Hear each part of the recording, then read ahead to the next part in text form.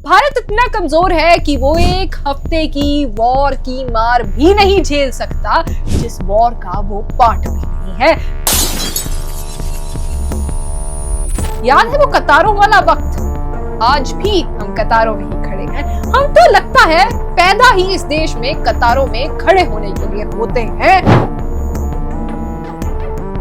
मुझे याद है वो दौर जब मैंने कुछ औरतों को इंटरव्यू में कुछ साल पहले ये कहते हुए सुना था कि अगर मोदी जी होंगे तो हम तो भैया 5-5 हजार में भी सिलेंडर खरीदने के लिए तैयार हैं। तो शायद आज वो दिन उनके आ चुके हैं। वो लखनऊ जो अपग्रेडेड कहलाता था, जो वन ऑफ द बेस्ट शहर माना जाता था, आज वहां लोग चूल्हे बनवा रहे हैं।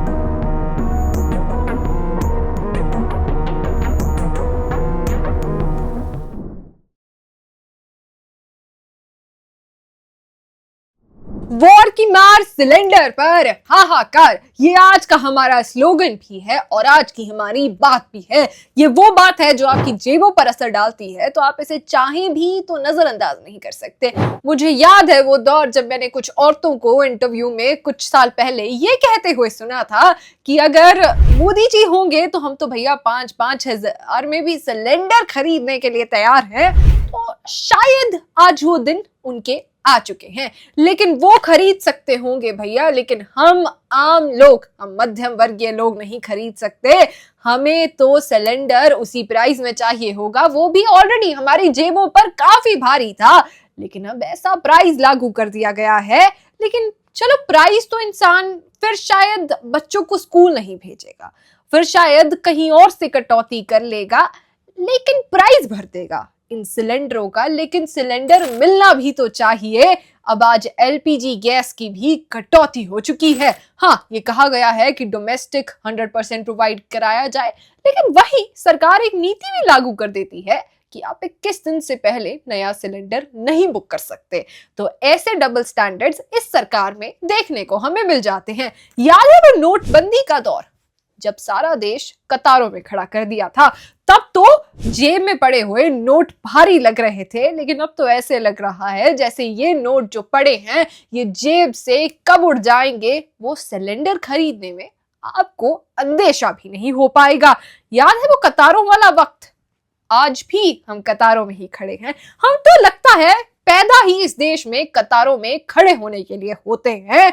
अगर आप बात कर लीजिए रेलवे स्टेशन की, कतारें मिल जाएंगी। आप बात कर लीजिए बस अड्डे की, कतारें मिल जाएंगी। आप बात कीजिए कहीं सी भी स्टोर की, आपको कतारें मिल जाएंगी। अब बात करें हम सिलेंडर की, आपदा की, तो फिर से वही कतारें देखने को मिल जाती हैं। एक हाथ में हमारे 5G स्मार्टफोन होता है, तो दूसरे हाथ में हम देखते हैं कि चूल्हा बनवाने के लिए पैसे खर्चे जा रहे हैं।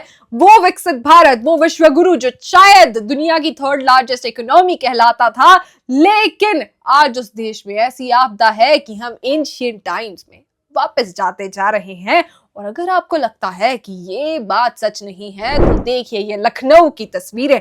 वो लखनऊ जो अपग्रेडेड कहलाता था, जो वन ऑफ द बेस्ट शहर माना जाता था, आज वहां लोग चूल्हे बनवा रहे हैं। और आज सवाल ये चूल्हे सरकारों से पूछते हैं कि क्या ये है भारत? क्या ये है विश्वगुरु?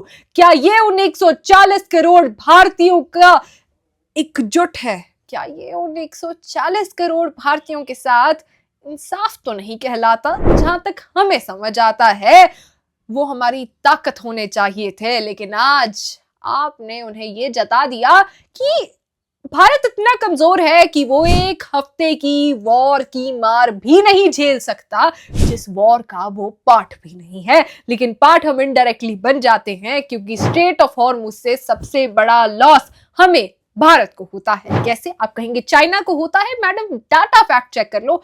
लेकिन भैया, ये ऑनलाइन सरकारों की सपोर्ट करने से पहले एक बार डाटा आप भी फैक्ट चेक कर लो। आपको बता दें, फैक्ट चेक कर लीजिए, तो चाइना पे सबसे बड़ा असर होता है स्ट्रेट ऑफ हॉर्मुज के बंद होने से। लेकिन चाइना के लिए स्ट्रेट ऑफ हॉर्मुज खुला है क्योंकि चाइना ईरान की सपोर्ट में खड़ा है। अब हम ये नहीं कहते कि ईरान की सपोर्ट में खड़े हो जाओ या इजराइल की सपोर्ट में खड़े हो जाओ। आज बात है डिप्लोमेसी की। हाँ, डिप्लोमेसी की बात हमारी सरकार भी कर लेती है, लेकिन शायद इतने शांतमय तरीके से की जाती है कि किसी के कानों तक वो आवाजें पहुंचती ही नहीं।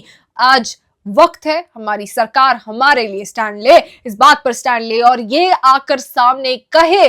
आज बात है जब हरदीप सिंह पुरी सामने आकर प्रेस कॉन्फ्रेंस करें और जवाब दे जनता के सवालों की। हमारे पेट्रोलियम मिनिस्टर अगर आज जवाब नहीं देंगे तो आज जनता के मन में शक पैदा होगा कि क्या ये वही विकसित भारत है जो एआई में आगे जाने वाला था, लेकिन आज उसे एंशिएंट एज में जाकर चूल्हे बनवाने पड़ रहे हैं। भैया हम तो खुद इसके बाद चूल्हा खरीदने जा रहे हैं। क्या पता कब सिलेंडर का प्राइस 5,000 पहुंच जाए और क्या पता कल सिलेंडर मिले ना मिले। और ये बहुत बड़ा सवाल उठता है कि क्या ये है भारत। देखिए, स्ट्रेट ऑफ हॉर्मुज चाइना के लिए खुला है, चाइना को कोई दिक्कत नहीं। उसके बाद सबसे बड़ा उसका हम आते हैं, हमें बहुत बड़ी दिक्कत है क्योंकि इंडिया अपना एलपीजी 60% जो 100% है उसमें से 60% बाहर से इंपोर्ट करता है और उस 60% में से 90% स्ट्रेट ऑफ हॉर्मुज से होकर आता है।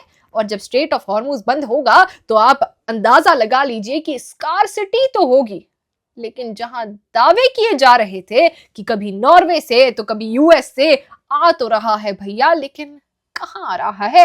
ऐसे आ रहा है कि होटल्स बंद होने की कगार पर आ जाए, ऐसे आ रहा है कि हमारी होटल इंडस्ट्री क्रैश कर जाए, क्या ऐसे आ रहा है?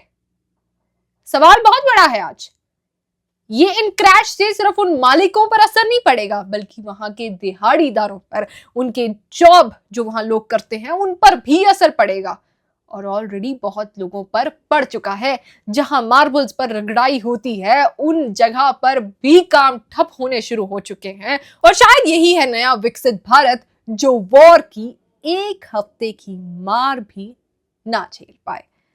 आज सवाल सरकार से, आज सवाल जनता से भी है कि अगर ऐसा सब हो जाता है, आज बिजली पर बात आती है, आज बात आपके घर के चूल्हों पर भी आती है, आज बात आपकी गाड़ियों के खर्चे की, आपके व्हीकल्स के खर्चे पर भी आती है और आपके फोन में पड़ने वाली चिप पर भी आती है और बहुत सारी जगह है जहां अगर स्ट्रेट ऑफ हॉर्मुज बंद रहता है तो हमारा देश क्रैश कर जाएगा। हमारी तो भैया स्टॉक मार्केट से भी 22 लाख कितने करोड़ पता नहीं उड़ चुके हैं इन दिनों में। और ऐसा क्यों होता है ये हम सब बखूबी जानते हैं और इसलिए आज हम सवाल करते हैं अपनी सरकार से कि आप जमाखोरों पर क्यों डंडा नहीं डाल रहे, आप क्यों उन्हें पकड़ नहीं कस पा रहे उन पर, क्योंकि सवाल बहुत बड़ा है, भुगत रही है आम जनता।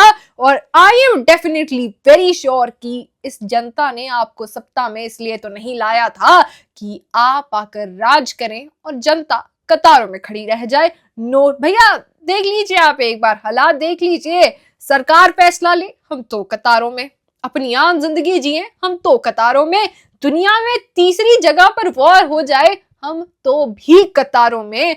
तो क्या इंसान इस देश में पैदा कतारों में खड़े होने के लिए होता है? वैसे तो हमें अपना फ्यूचर नहीं पता, वैसे तो पता नहीं कि इन हथेलियों में क्या लिखा है, ये क्या कहती हैं, लेकिन इतना जरूर जानते हैं कि भारत देश के लोगों में कतार वाचक अगर एक शब्द होता है तो वो तो जरूर है उनकी किस्मत में।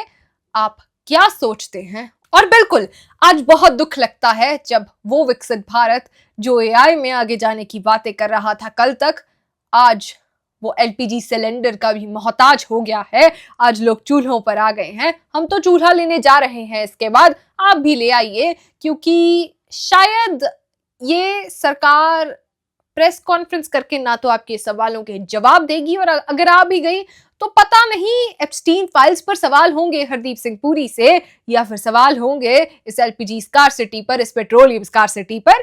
सवाल तो हमारे पास बहुत हैं, लेकिन क्या पूछने देगी सरकार या फिर प्रेस कॉन्फ्रेंस भी ऐसी होगी जहां सवाल पूछने पर हिदायत लगी होगी? आज सवाल बहुत हैं जनता के मन में, लेकिन क्या जनता इस बार भी एडजस्ट कर जाएगी और सरकार फिर कहेगी डंका बजता है भैया हमारा तो हर देश में? ये वही ऑनलाइन गुरुज हैं जो कहते थे कि भैया मोदी सरकार का डंका बजता है, 28 देशों में उन्हें मेडल मिल गए हैं, इतने देश वो घूम चुके हैं, इतने अच्छे इंटरनेशनल रिलेशंस हैं।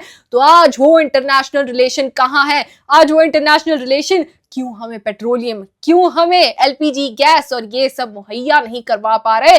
भैया अगर इतने ही अच्छे इंटरनेशनल रिलेशन हैं तो हम एक दुहाई और करेंगे, जरा फोन घुमाइए 2-3 और, पुतिन को घुमाइए, आप उसे कॉल लगाइए, चाइना को लगाइए, पुतिन को लगाइए, कहीं भी लगाइए, लेकिन एलपीजी सिलेंडर आम जनता को और कमर्शियल इंडस्ट्रीज को मुहैया करवाइए, ऐसे उन्हें सताइए मत। जरा एक गुहार है।